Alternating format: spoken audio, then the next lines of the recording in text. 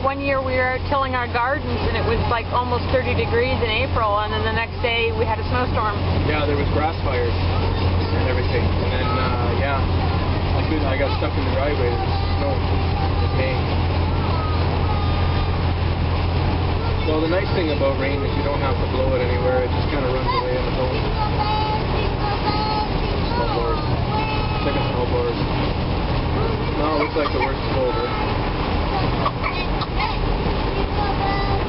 Just rain now. No, we've had some really wild thunderstorms come off the lake though. Really good ones. The thing is too, my friends that live around here, you know, like this guy here, he's about 50 years old, lived around here his whole life, like the same farm, and even he agreed with me, like the storms, when they do come, they're getting less frequent, but they're more violent when they do come. And, yeah, for the last, well, since we bought that house pretty well, our first summer wasn't bad, but the second one and third was real bad. Yeah. We weren't getting very much rain at all. You just get really strong thunderstorms that would blow through a couple times a month. Yeah, we've had our share of smaller tornadoes. You know, an F2 tornado gets big news around here, right? But, hey, listen, if it's an F2 or even an F3, that's nothing to laugh at, really. You don't have to have F4 and F5 tornadoes to do damage and blow your house over.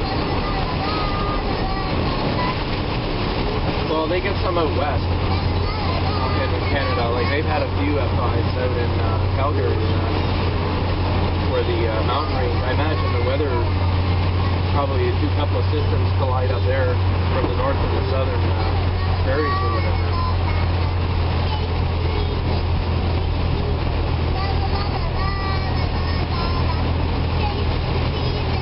So how come they don't have summer music? I mean, you get all these Christmas songs.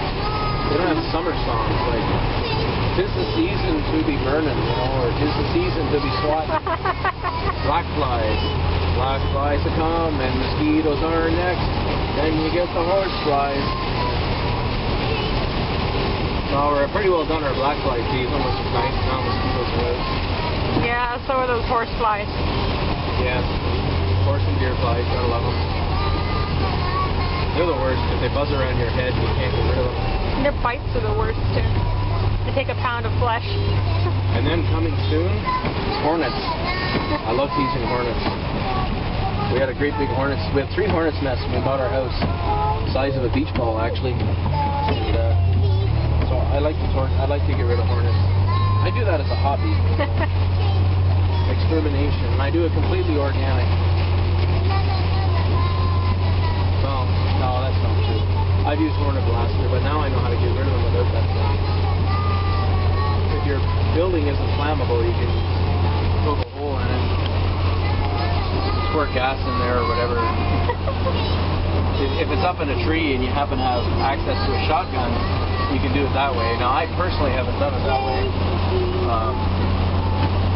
Where else?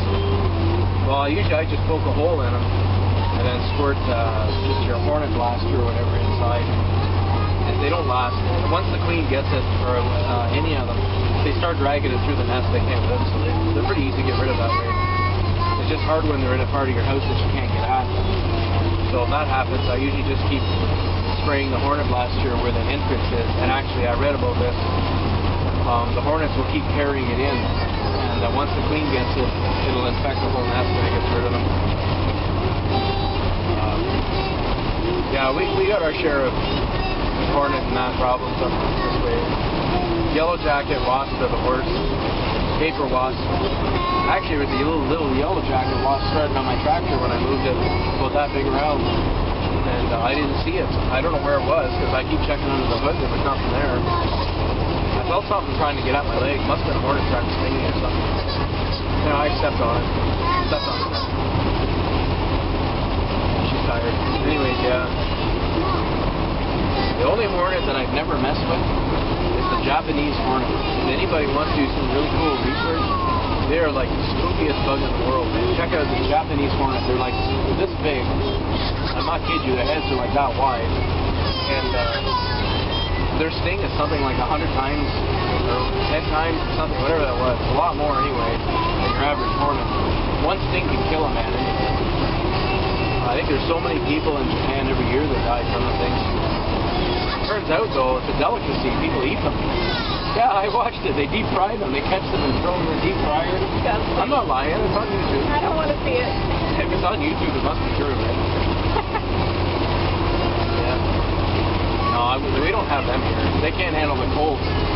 What about them killer bees down the southern states there? They're pretty screwed.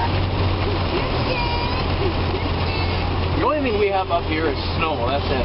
We don't have anything really bad except snow. The only thing we have here that's like hazardous to your health, to your mental health,